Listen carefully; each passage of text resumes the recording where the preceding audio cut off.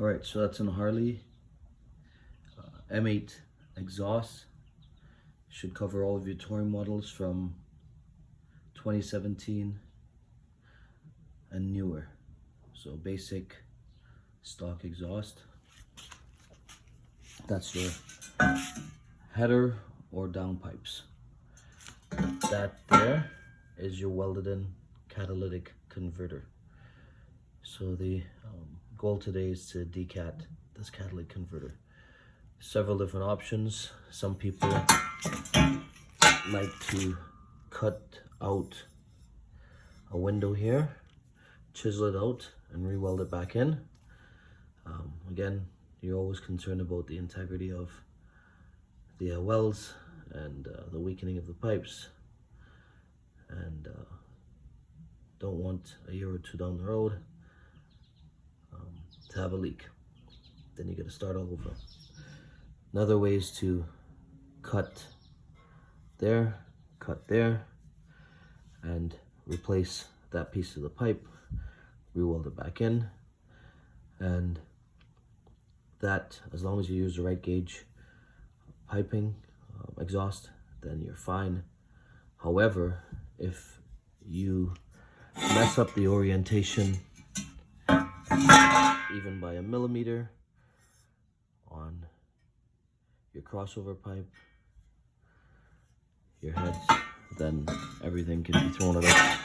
So a lot of people will brace, cut, brace, cut, brace, cut, brace, and then take the pipe out, put in the new piece of pipe, re-weld it, and that way every single thing matches up perfectly.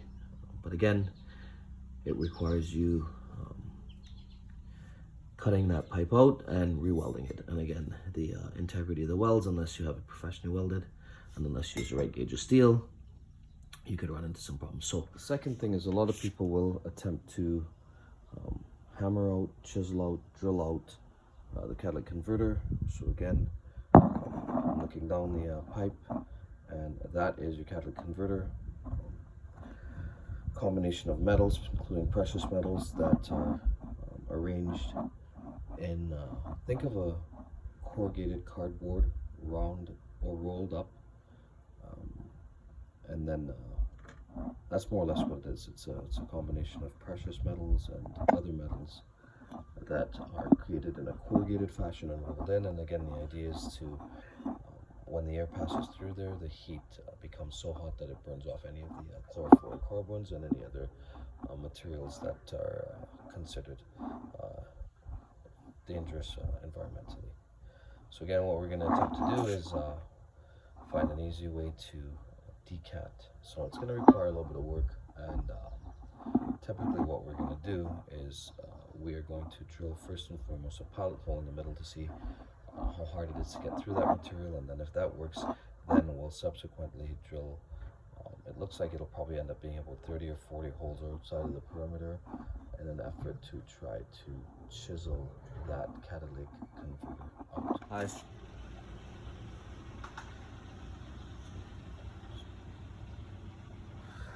So that there's a long drill bit.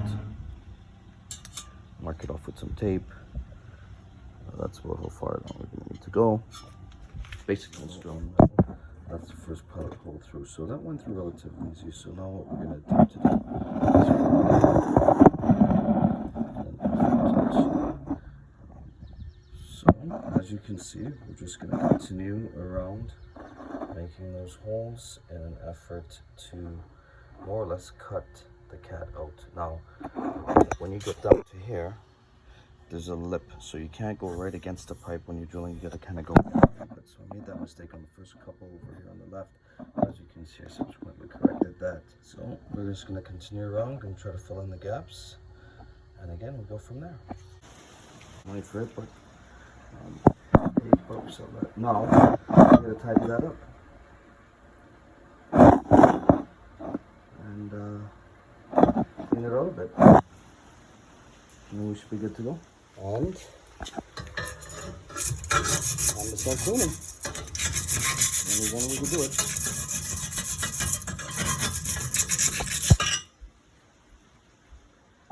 Just go go around slow as she goes, clean her up, and get all the debris out, and you're decatted. Integrity of the pipe still in place. We're getting there. Almost done. Just a few more things I want to try to take off, just to tidy it up a little bit. And alright, so we're almost cleaned out. Almost completely cleaned out. I don't think it's going to get much better than that. I figured once it heats up and it starts cooling down, those 1 or 2 pieces that I left on there will flake off, and